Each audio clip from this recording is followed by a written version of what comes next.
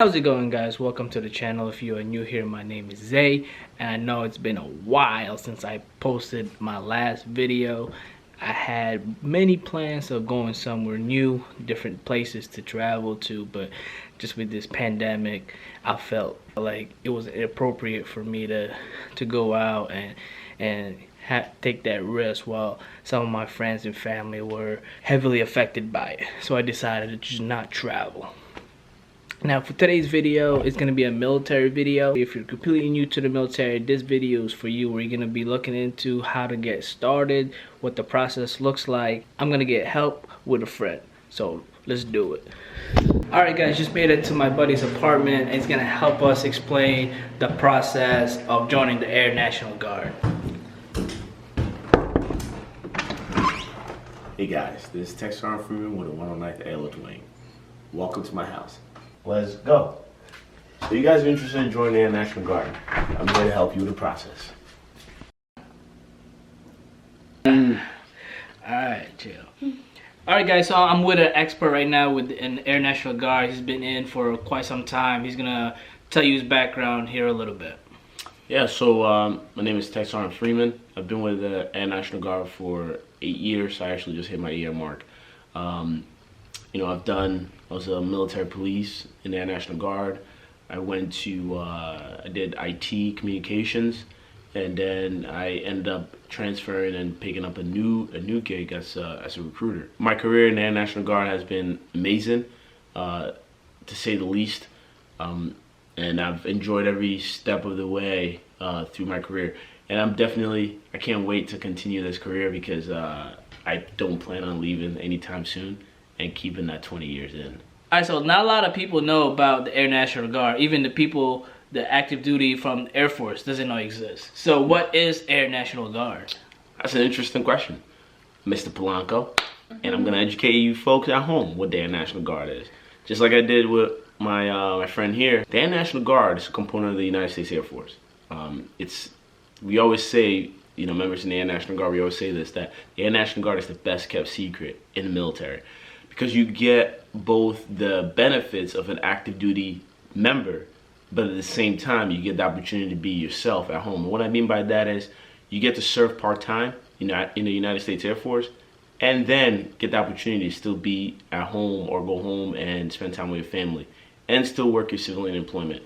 And a lot of reason why a lot of members join the Air National Guard is because most people either work for the state or they have their civilian employment. They look for that second piece, right? Or they look for that other entity of serving their country. So this allows them to be able to serve their country, but not doing it fully, but just doing it part-time. And that was the purpose of the Air National Guard. So the Air National Guard belongs to the state, whereas in the active duty and the reserve component belongs to the federal government. If you're thinking what the process is like or what the requirements is, Sergeant Freeman here is going to tell us what those qualifications are. Typically, when you get a brand new person that calls, right, or a person that's interested or doesn't even know, or even when I do a cold call, right, the first question I ask is, why are you interested in the Air National Guard? Or if they're not interested in, I give them a little background what the Air National Guard is. And once we move from there, we go on to the typical questions that recruiters or human resources or talent acquisition, we like to call ourselves sometimes, will ask. And one of the biggest questions that we ask is, how old are you? What is your date of birth, right? Those are two-part questions, right? And the answer is still the same. So there is an age requirement to join the Air National Guard, and it's the age of 17 to 39.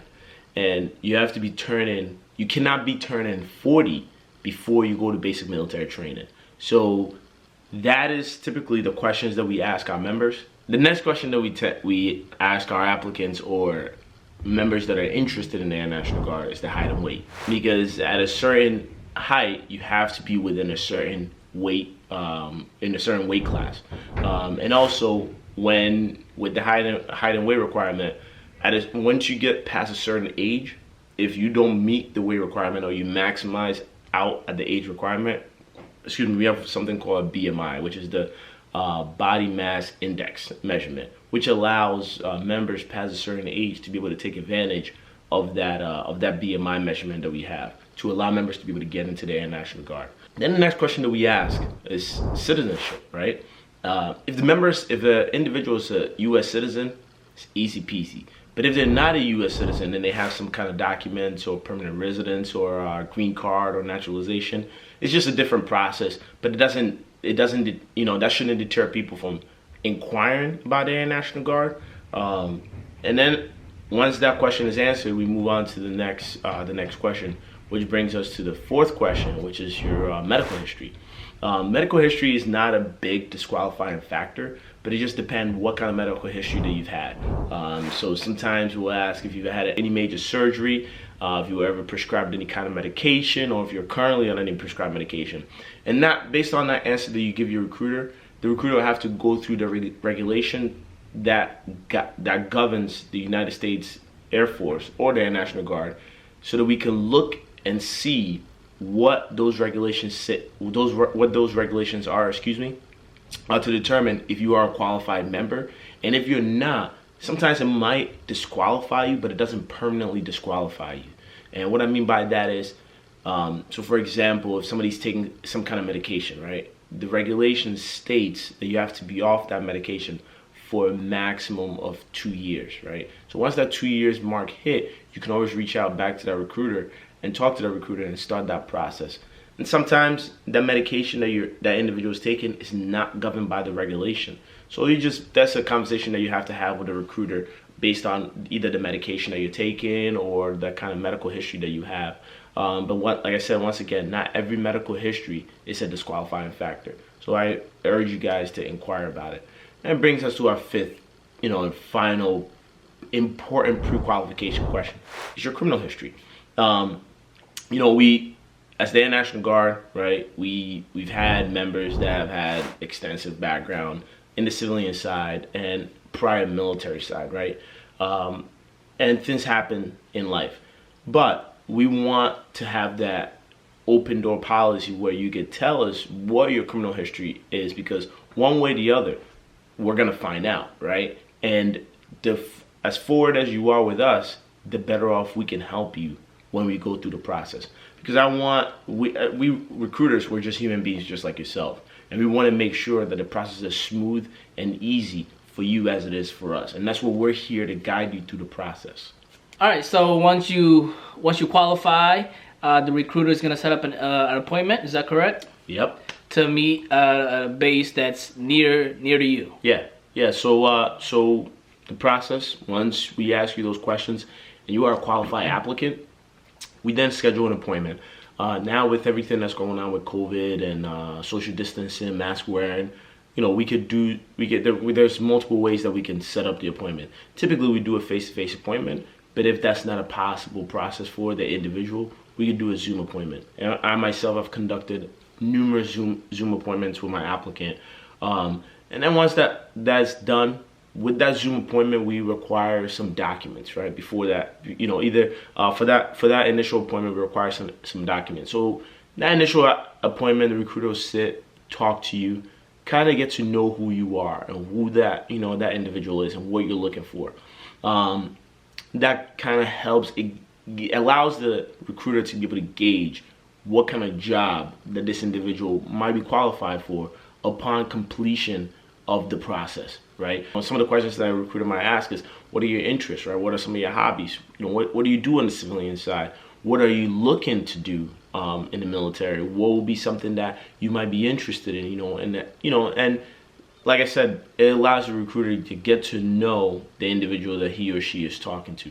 So typically the documents that your recruiter will request from you will be your driver's license, birth certificate, high school diploma, GED, or college transcript, and social security card. That will allow the recruiter to be able to build what is called a profile for you as the individual. Once we build the profile, the next step is finding out when the ASVAB and the physical will be. To get in the Air National Guard, you need to take what is called the ASVAB, which stands for the Armed Forces Vocational Aptitude Batter Test. And you could Google that information, it's public knowledge, and look at some of what the test requirements are. And it's broken into 4 categories. You have your electrical, mechanical, admin, and general. We'll schedule you for that test, and then there's a second test that you need to take, which is a physical. The physical typically is a routine physical that you will do at your physician or a pediatrician or a doctor. This allows the military to see if your medical condition that you stated on your form, that the question that we asked you earlier, is accurate. That will all be done at MEPS, which stands for Military Entry Processing Center. And then with that, is there any physical requirements that they got to do when they go to MEPS, with like the push-ups, sit-ups, and mile-and-a-half run? So that's another misconception when we talk to members about physical. Everybody thinks that it's you have to do actual physical work. That's not what it really is. There's no physical requirement. So what I mean by that is there's no push-ups, sit-ups, mile-and-a-half, any of those physical training requirements to get into the Air National Guard. So if a military recruiter, an Air National Guard recruiter tells you that you need to do a physical training test to get into the Air National Guard, that is a false statement. There's two ways to schedule your ASVAB. We can do what is called a same day, meaning if your recruiter is 100% confident looking at your educational background and how ready the individual is, we can do what is called a same day. Same day is you going in, taking the ASVAB, doing the physical in one shot. But if the schedule for same day is filled, then when we move on to the next type of scheduling process that we have, which is broken down. So first we'll schedule you for your ASVAB. You take your ASVAB. Once the scores come back, which typically we find out about the score that same day, and usually the ASVAB test is around 2 o'clock in the afternoon at the MEPS, which stands for Military Entry Processing Center. And it's about a 3-hour test. So once you take that test and you complete that, you either call your recruiter or shoot them a text message, which allows them to know that you're done with the test. We can then go into your profile, pull that information, and see how well you did on your test.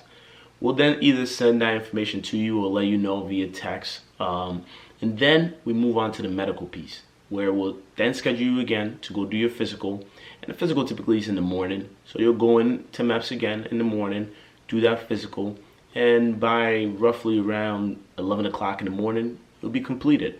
Once that's done, same thing. You text your recruiter, call your recruiter, let him know that you're done with your physical. And then once that's done, we just wait for your blood work. Because when you get there, they do some blood work to just make sure that you don't have any kind of diabetes or any kind of medical condition. And once that comes back, we then bring you back in, go over the results with you, and then we do what we call job shop. We start looking at jobs. So that initial appointment is very, very important for us recruiters, because that allows us to know what kind of person that we're talking to and what kind of job placement that we could put you in. Typically, as an applicant, you have that option to pick a job that you're interested in, as long as if that unit has that job and there is that manning for it. So certain shop can only have X amount of people in that career field. So if you come in based on our initial interview, you love the mechanical side of life, right? And we look at your test scores and you do qualify for something mechanic, we'll look at what jobs that we have at that unit mechanically and we'll place you in there. So don't ever be discouraged because you see a job that you like, but that unit doesn't have it. You could find something else that might interest you at that unit. And that's where that job shop comes into play. So the recruiter will bring you to different shops that he or she thinks that you might be interested in. And you'll talk to individuals to see what a day-to-day operation is like at that shop. And then you'll also get to find out how long the training is, where you go for the training, and what those members do even if they're not at their home station.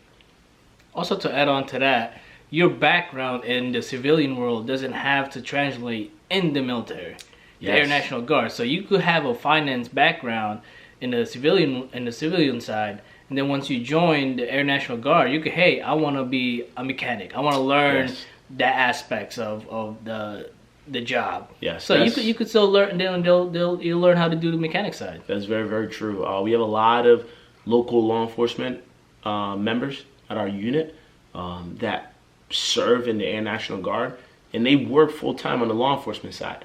But they want to do something different, right? They don't want to do law enforcement in the Air National Guard. So a lot of them tend to go into something mechanical or something medical or something IT, because that's something different from the day-to-day lives and the day-to-day operation.